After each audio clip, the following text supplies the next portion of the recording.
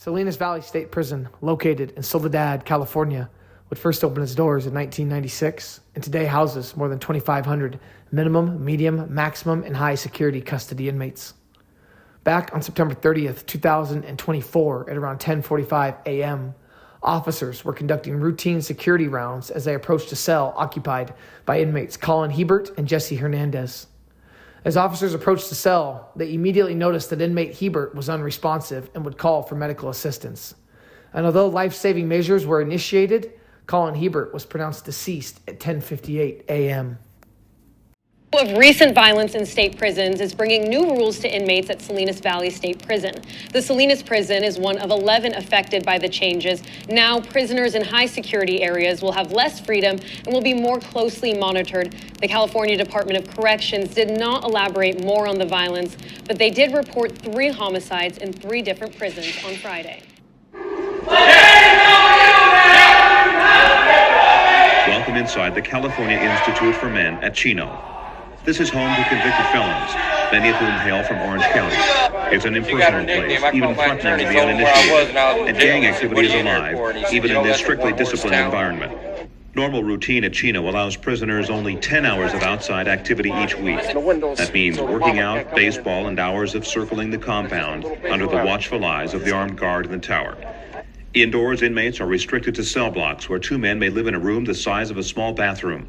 Contact is reduced to shouts from one cell to another, and meals are served directly to the cell to reduce movement in confined spaces. Chino was built in 1941 to hold about 2,500 men. Nearly 50 years later, it holds 6,000, 2.5 times its intent capacity. The overcrowding leads to unnatural stresses. Of course, the inmates are strained on the fact that they are housed sometimes in day rooms, card rooms, gymnasiums, open dorm settings. While prison officials recognize that they have far exceeded the capacity of design, they feel their hands are tied by the courts. We just start taking them in as the courts present them to us. This may be an immediate solution for keeping criminals off the street, argue criminologists, but they say it does very little in terms of preparing a convict for his return to society. And I have a feel for how the victims, the hostility they feel, want to punish them, more prisons and so forth.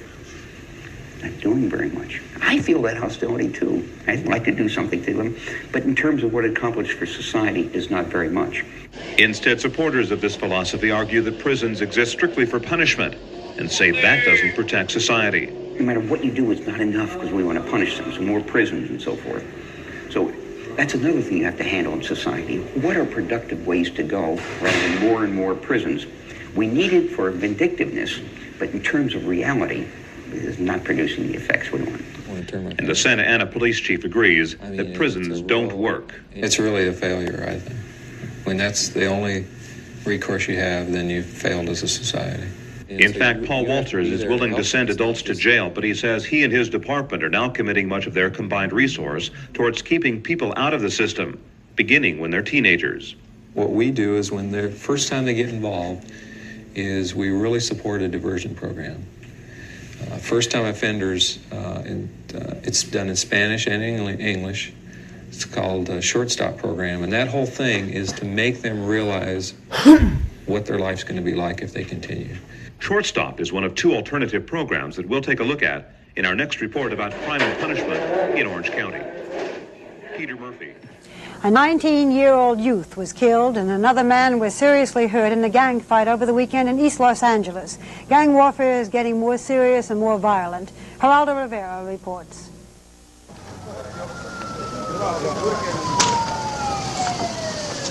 Put your hands on top of your head. Welcome to Los Angeles. This is the other side of the Sunshine City. This is East LA, a 7-mile square area, an easy 10-minute ride from downtown. It's the home for more street gangs and more street gang-related violence than any neighborhood in any city in this country. What you are seeing is real life. Police and gang members in an everyday struggle for control of this tiny violence-plagued area. In just this one section of town, there are 18 fighting gangs. Last year, they were responsible for 20 homicides and hundreds of serious injuries. It's neighborhood against neighborhood, and they're almost always at war with each other. What we have actually is about 2,000 youths in East Los Angeles that are gang members. But the gang members themselves really view themselves as soldiers in their neighborhood, there to protect that neighborhood. Squire is leader of the Arizona gang. Recently, a shotgun blast tore through his home. Fortunately, no one was injured. Irma is his wife. Irma, aren't you ever afraid that you're going to get hurt?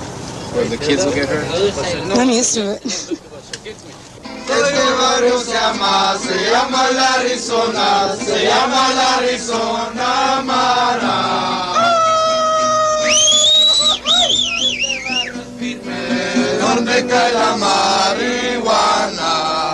One of the gangs let our ABC cameras record its song. This is our neighborhood, the song translates. Arizona, the Arizona neighborhood.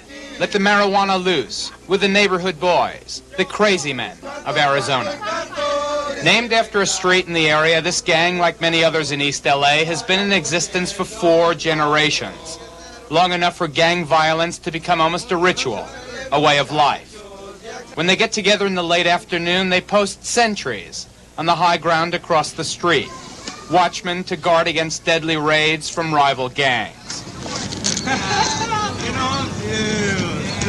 Crippled by chronic unemployment and alcohol and drug abuse, the hardcore gang members have probably forgotten what they're fighting for, and it's getting worse. In the old days, 2 rivals would square off for what they called a fair fight, but it's not just fists any longer. When they fight now, it's guns, knives, and death.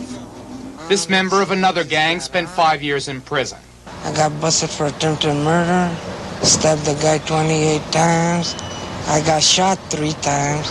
Got shot the head, the arm, and the leg. The majority of dudes nowadays, they don't know how to fight. That's why they pack guns. They're scared of an ass kicking. You know, ass kicking ain't gonna hurt nobody. Got my butt whipped a lot of times. Got my teeth knocked out with a baseball bat. You're clear on the right. Oh. Riding with a special gang intelligence unit of the LA Sheriff's Office, our ABC cameras were present when deputies caught members of 2 gangs, La Rock and Garrity, about to go to war in a neighborhood shopping center. Okay. Hey, these guys are handling the cha-cha, man. We can always... When one of the gang members was searched, the deputies discovered a loaded .38 caliber revolver. Ain't nobody holding me. Man, we ain't that dumb. We're not even still in the project. Partner find a gun? I grabbed him by the sleeve, and I felt the gun in the sleeve, in his left sleeve. You so felt this? It was in his sleeve like this. Like this, and as you grabbed him? Right. You felt this thing? And you'd say...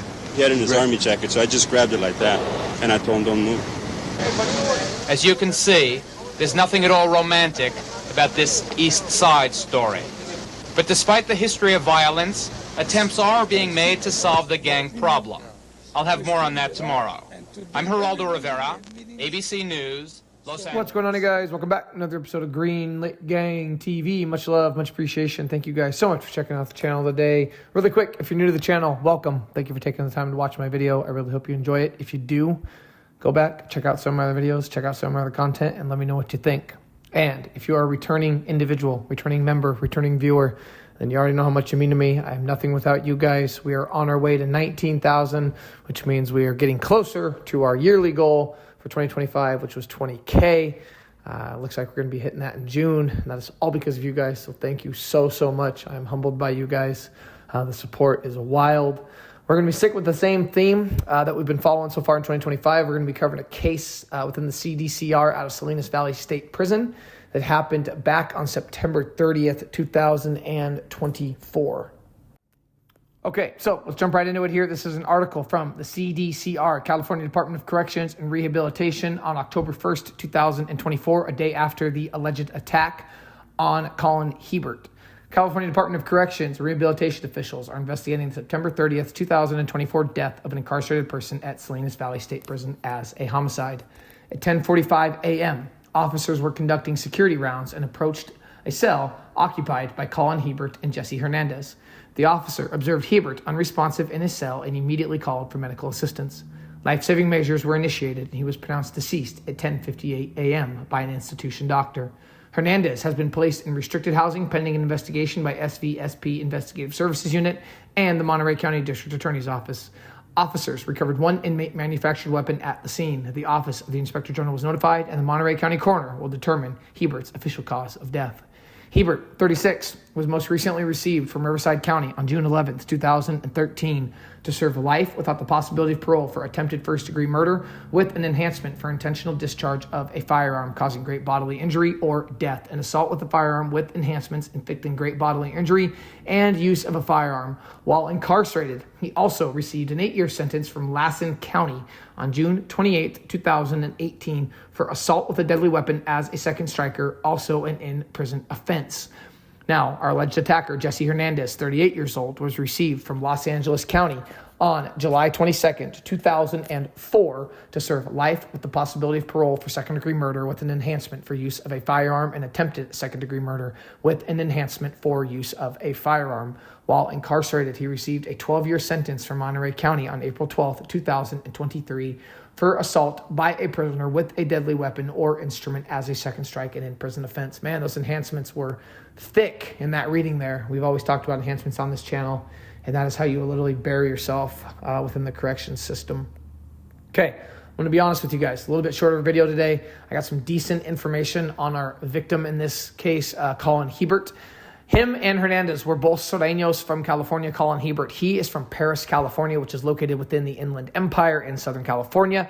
Went by the name of Ghost. Now, Perris, California, located in Riverside County. It's located 71 miles southeast of Los Angeles and 81 miles north of San Diego to kind of give you an idea where it's at, a geographic location. Now, digging through some more untraditional sources, I had to dig through like the background checks, kind of find an individual type sources. I could not find any court cases. I could not find any appeals on this sort of stuff. I saw that he graduated from Perris High School in 2006.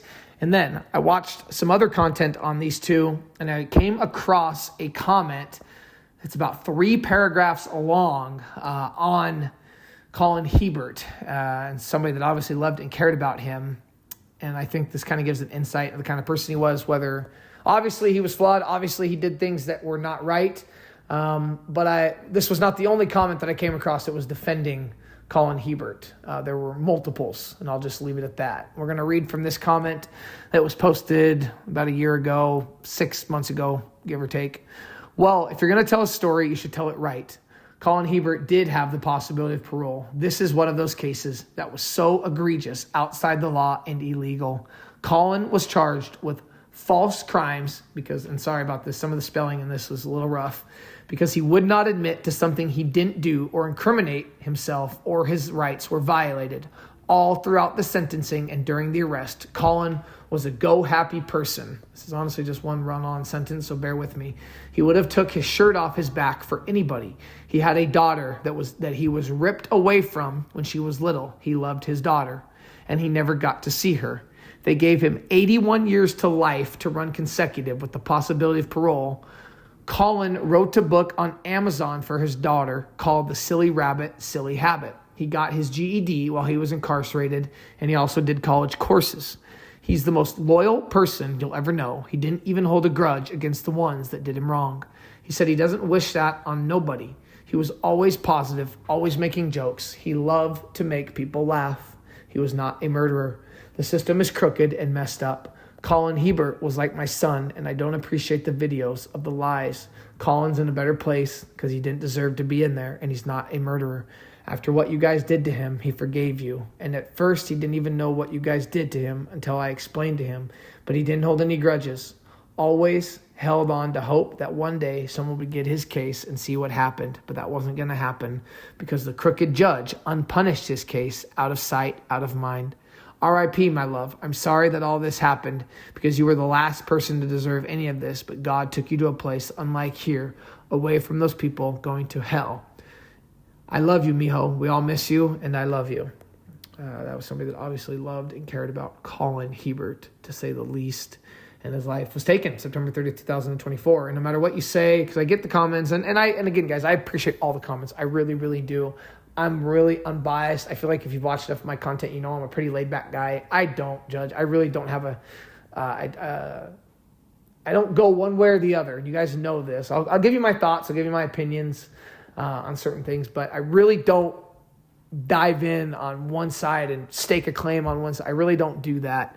But I do think there are cases, and in this case, Colin Hebert, when you see multiple posts that are saying something along these lines, like what this lady wrote, and I'm not going to say her name on here, but like what this person wrote, who's obviously very close to Colin, it gives you some insight. And that's what I try to do on this channel, is give more layers to these people than just these simple articles that say, hey, this guy died in usually a brutal fashion, and this was the guy that did it.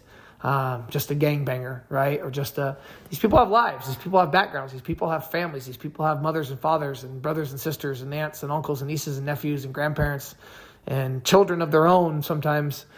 And it's sad. It really is sad. And I love my channel, and I might be rambling here. I really don't care. I love my channel, and I love telling these stories. But it's stories, in particular, today's Colin Hebert's, that remind me that there's a lot more than just meets the eye. Not with everybody. Sometimes, hey guys, I read these stories. I just did one recently. That Nick Lopez guy that, brutally murdered his then wife. I think Tanya Menchaca was her name. That guy, when I read that story and had to read that guy's court paperwork, I was like, he's probably no better than, blank, right? You can fill it in. But then I read something like this, and I'm not saying, some of the crimes that Hebert committed were okay and what he did wasn't wrong. But there seems to be a little more to it. And there seems to be some people out there that really think he is a really upstanding guy. So anyway, there you guys have it. Again, thanks for listening to me. Thanks for letting me ramble a little bit. And until next time, you already know what it is. Peace.